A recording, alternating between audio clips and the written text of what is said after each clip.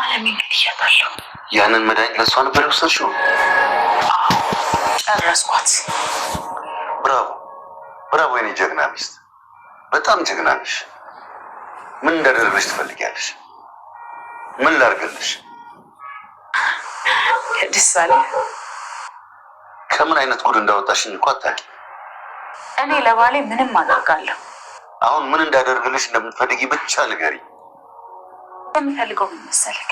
ያለ ሀሳብ እንድንኖር ወደፊታችንም ብሩህ እንዲሆን አንተ ጋር ያለውን ገንዘብ ወደ እኔ ላክልኝ። በዛ ላይ ደግሞ ናቲም ድርሻ ሊል ይችላል። እሱን ተውና የእናቴን ድርሻ ብሎ መጠየቁ አይቀርም። ሁሉንም ነገር አደርግልሻለሁ ደስ እያለኝ ሚስቴ። አሁን እንጠጣ። አይ ቆይ፣ ልጇ ከሰማ ሊገላይ መምጣቱ አይቀርም። እሱም አለ ለካ። እሱ ላይ ስለማታኮስ ሀሳብ ውስጥ ገባ። አይ በአንቺ ከመጣ ማንንም አልመር። እጠብቅሻለሁ።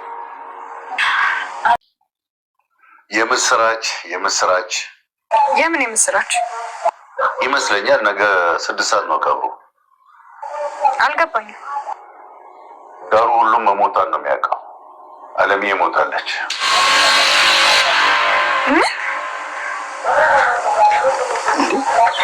ምን ሆነሽ ነው? ምን ሆነሽ ነው ትሁት?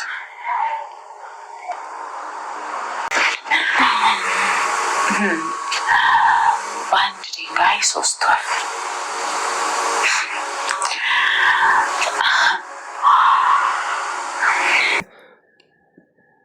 አልገባኝም። አልሞትሽም እንዴ እያለችው ነበር። እና ምን ነው እንድሞት ነበር እንዴ የፈለጋችሁ በማለት በጣም ደነገጠ። ልጁ ፊት በጣም ተመሸማቀቀ።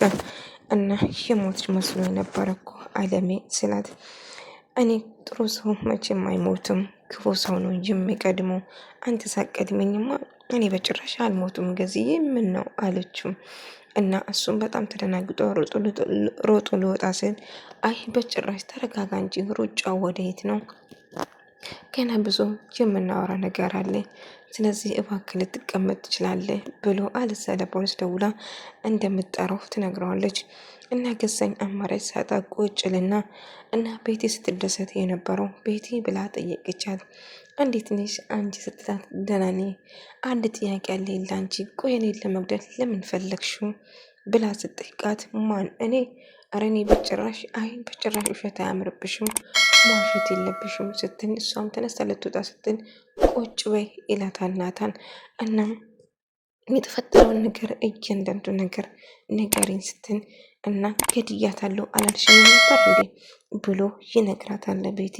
ከዛኝ ቤቲ ላይ በጣም ይጨውባታል። እና የገደልሽው የውሸት ነበር እንድታጋልጭ ነበር አይደለ? አላማሽ እሱ ነው አይደለ? እያለ መጫው ጀመረ። አይ ገዝዬ እንደምታስበው አይደለም፣ ገድጃት ነበር። መርፌውን እኮ ወግጃታል። ወይ መርፌው አልሰራም ብሎ ትሆናላ እየተረፈችው እያለቻት ነበር ትሁትን። እና ቤትም ገዛኝ እጅግ በጣም ደነግጡና ይናድዳሉ። ገዛኝ በተለይ ቤት ያታለለችው መስሎት እጅግ በጣም ይበሳጭና ሁላችሁ ነው የማጠፋችሁ፣ ሁላችሁ ነው የምገላችሁ ብሎ ሽጉጡ ልክ ሲመዝን፣ አባዬ በጭራሽ እንዳትሞክረው አለዛ ከዚህ ቤት በሰላም አትወጣም ብሎ ይነግረዋል። እና ፖሊሶች ውጭ እንዳሉም ጭምር ሲነግሩ በጣም ደነገጠ። እናም አይ ቆሎ እየወራን እንጨዋወታለን፣ ወዴት ነው የምትሉት? ብሎ እንጂ ለቅሶ አይደለም እንደ መጣችሁት፣ ስለዚህ እንደ ሞት ቁጠሩ ምናምን እያለች ስታይሾፋባቸው ነበር። እኔ ይህን መቋቋም አልችልም፣ ቤት ተነሽ እንሂድ ብሎ ይላታል። አይ ገዛኝ ተረጋጋው እሺ ትልና ታያላችሁ ሁላችሁም እጨረሳቸዋለሁ ብሎ እየዛተባቸው ነበር ማለት ነው። አንቺ የምትጫወት ነበር ማለት ነው ትሁት። እንግዲህ እናንተ የተጫወታችሁት ነው መልሼ እኔ የተጫወትኩት፣ ታዲያ እኔ ምን አጠፋው እያለቻት ነበር። እና በጭራሽ ይህንን ማመን አልችልም፣ ተቀበረች ብለሽ የውሸት ለቅሶ ነበር ስታለቅሽ የነበረው። እናንተስ ምን ነበር የጠበቃችሁት? አለሜ ሞታ እዚህ ቤት የምታስገቡት? አለሜ ሞታ በሰላም የምትኖሩት? እንደዛ ነው። ህግ የለም እንዴ በሀገሩ? እናንተ አለመንገላችሁ በሰላም የምትኖሩ ይመስላችኋል? እንዴት ነው ዝምስ የምንላችሁ ብሎ ይጠይቃ ነበር። አንድ ሽማግሌ እገላለሁ አንተ ነው የሁሉ ነገር ያደረግኩ ስለው የፈለግከውን ማድረግ ትችላለህ፣ ግን እኔ መግደል በጭራሽ አትችልም በማለት ይመልስለታል። እና ለሁላችሁም እሰራላችኋለሁ እያለ በንዴት ጽፎ ነበር። እና አልገባኝም እማዬ፣ ቤቲ ነበረች እንዴ ልትገልሽ የሞከረችው? እስቲ በግልጽ ንገሪኝ ብሎ ይጠይቃታል። ቤቲን ትንገሪ ወይንስ እኔ ልንገረው እያለችው ነበር። ናቲ ቤቲ ልገላት እንደሞከረችው እሱ አላወቀም ነበር። እና አዎ ቤቲ ነች እናቴ ልትገላት የነበረው እና እባክን ካሁን በኋላ ከእናቴ ጎን መቆም አለብን። ቤቲ የምትለውን ነገር በጭራሽ ማመን እንደሌለባትም ስነግራት ስትነግረው ነበር። እናቴን በገዛ እጄ አጥቻት ነበር ማለት ነው። ታውቂያለሽ እውነት ከልቧ ተጸጽታ ይቅርታ የምትጠይቅ መስሎኝ ነበር፣ ለካ እያስመሰለች ነበር ማለት ነው ሲል ይናደዳል። አዎ ቤት እናትን መርፎ ስለነበር እንድትሞት ነበር። አባዬ ቶሎ ባይደርስ ኖሮ እናትን አታ ነበር። እና አሁን ግቢና ቁጭ በይ፣ ምንድነው የተፈጠረ እያንዳንዱ ነገር ነበር ጊዜ ወቅቼ ነበር። ነገር ግን ሲወጣ በር ላይ ከሽማግሌ ጋር ተገናኝተን ነበር እና እሱ ነው ቶሎ ብሎ ወደ ሕክምና ወስዶ ያዳናት ማለት ነው ስትል ትናገራለች። በጣም ታሳፍራለች። እኔን አሳፈርሽኝ፣ እነሱ ፊት አንገቴን አሸማቀቅሽኝ። ቆይ ልባቴን በደንብ አታይም ነበር እያለ ታውቂያለሽ፣ እኔ ምንም ደስ አላለኝም ነበር ከመጀመሪያው። ደሴቱ እንጂ መሞታ እኮ አስደስተው ስትጨፍርና ስጠጣ አልነበረም እንዲህ ያደርገው ስትል ትነግረዋለች። አሁን ግን አሁን ምን ማድረግ እንዳለበት መርማሪ ደውሎ የተፈጠረውን ነገር እየጠየቀ ነበር።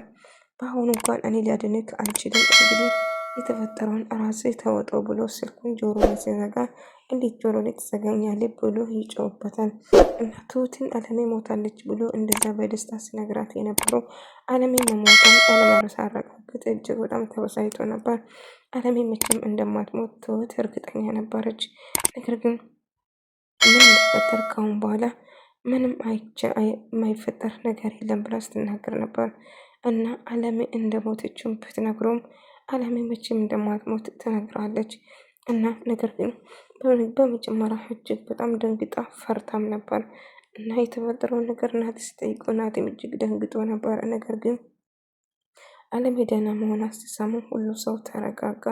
እና አለሜን ሕክምና አድርጋ አባዬ ቶሎ ብላ ወደ ሕክምና ስለወሰዳት መትረፍ ችላለች ማለት ነው። አባዬ ድጋሚ አንቺን ማጣት አልችልም፣ እባክሽ ሀዘን ማስተናገድ አልችልም፣ እባክሽ ንገሪልኝ ብሎ ሲፈጣሪ ሲለምነው ነበር። እና አለሜን ሲሰማ ትነቋለች። አለሜ ከአባዬ ልብና ያለ ፍቅር ይዞታል ማለት ነው። እና አለሜን ላገባትና የራሱ ወይም የግሉ ለማድረግ ይሞክራል። እሷ ግን የምትፈልገው ብቻዋን መሆን ነበር። ነገር ግን አለሜን አባዬ እንደምወዳት ስትረዳ በጣም ተገረመች። እንዲህ ይሄ ነገር ወዴት ነው የሚሄደው? አባዬ እኔን ይወደኛል ማለት ነው ብላ ታስባለች። እና ካሁን በኋላ እኔ አባትሽ እሆናለሁ፣ ምንም ነገር አባትሽ ጋር ታገኛለሽ፣ ናቲን እንደ አባትሽ ይህ ብላ ናቲን አባቴ ነው እንደ ብላ ስጠይቃት አዎ አባትሽ ነው፣ በጣም ወድሻል፣ አያትሽ ጋርም አብረን እንሄዳለን፣ አባዬ ጋር መሄድ ፈልጋለሁ፣ በጣም ናፍቆኛል ስትላት እሺ እወስድሻለሁ ልጄ አታስቢ እያለቻት ነበር። እና ናቲም እናቱን ካሁን በኋላ ብቻውን ጥሏት እንደማይሄድና ምንም ቢፈጠር ከጎና እንደሚሆን ጭምር ስነግራት ነበር። እና ምንም ቢፈጠር ልጅ ካሁን በኋላ ምንም ብቻሽን ጥየሽ ወዴትም አልሄድም በማለት ልነግር ጀመረ። እና እሺ ብቻዬን እንደማትሆኝ እርግጠኛ ነኝ አባቴ እያለችው ነበር። አዎ ብቻሽን አልተውሽም ካሁን በኋላ ስትል ትነግረዋለች። እና ምንም ቢፈጠር ብቻሽን እንደማትተዋትም ስነግራት ነበር። እና እሺ ትሎና እንደ አጋጣሚ ሆኖ የምትፈልገው ነገር በሙሉ መናገር ትወስናለች። በዛ አጋጣሚ ዳግን አሁን ማድረግ ያለብን ምንድን ነው ብሎ ያወራል። እና አሁን ማድረግ ያለብን አንድ ነገር ብቻ ነው ስትል ትነግረዋለች ማለት ነው። እሺ ምን ማድረግ እንዳለባቸውም ጭምር ብጠይቅም ነገር ግን አሁን ማድረግ ያለብን ምን እንደሆነ ባላቅም ነገር ግን ችግር ውስጥ እንዳሉ እየነገረችው ነበር። ግን ይህንን ነገር እንዴት መቀበል እንዳለብኝ አላቅም። ግን የተፈጠረ ያለው ነገር ከባድ እንደሆነም ጭምር እየነገረችው ነበር። እና አሁን ምን ይፈጠር ነው የምትይ? እንግዲህ ተዋርደናል። ከዚህ በላይ እንዴት ነው የምንዋረደው? በማለት ትነግረዋለች። እና ምንም በፈጠር አብረን እንደሆንና ካሁን በኋላ ምንም እንደማይመጣም ጭምር ስትነግር ነበር። እጅግ በጣም ደስተኛ ነበርሽ እና አሁን ምን ተፈጠረ ብላ ስትጠይቃት ነበር። እና ምንም እንደማይፈጠርና ስትነግራት በጣም ፈርታ እንደነበረ ስትነግራት ነበር። እና አሁን ምን ማድረግ እንዳለባቸው ለገዛኝ ነገራለች። ገዛኝም አሁን ማድረግ ያለብን አንድ ነገር ብቻ ነው፣ ቶሎ ብለን ከዚህ ሀገር መውጣት ሳይኖርብን አይቀርም ትለዋለች። እና ከዚህ ሀገር መውጣት አለብን ብለህ ታስባለህ ስትለው፣ አዎ ከዚህ ሀገር መውጣት አለብን ብላ እየነገረችው ነበር ማለት ነው። ነገር ግን ትሁቴም ግራ ተጋባለች። አሁን ምን ማድረግ እንዳለባቸው ሁሉም ማሰብ ጀመሩ ማለት ነው። ሰዓት ቤት እንደሰረገች ለዛ ነበረ ይቅርታ ስትል የነበረው እያለች ትሁትም ግራ ትጋባለች። አለሜ አሁን ላግኛት ትፈልጋለሁ እንዴ? ድጋሚ እንድጨረስሽ ነው? ለምን ቤት እንድታገኛት የምትፈልግ ስትላት፣ ለምን ይህን ድረስ ክፉ እንደሆነች እና ለምን እንደዚህ ማድረግ እንደፈለገችው እንድጠይቃት እፈልጋለሁ ስትል ለትሁት ትነግራታለች። ትሁት ግን አይሆንም በጭራሽ እሷን ማግኘት እየለበሽም እኔ እሰራለታለሁ ስትል ትነግራታለች። ነገር ግን እኔ እኮ ለሰው ክፉ አይደለሁም። እሷ ግን እኔ ለመግደል ይህናል መሄድ ደጋግማ ልትገለኝ እየሞከረች ነበረ። ግን ለምን እያ ነበር ናቴን አባዬን አንድ ነገር የጠየቀው ነበር። አባዬ የምታውቀው ነገር አለ ከዚህ ጀርባ ያለ ማን እንደሆነና ምን እንደተፈጠረው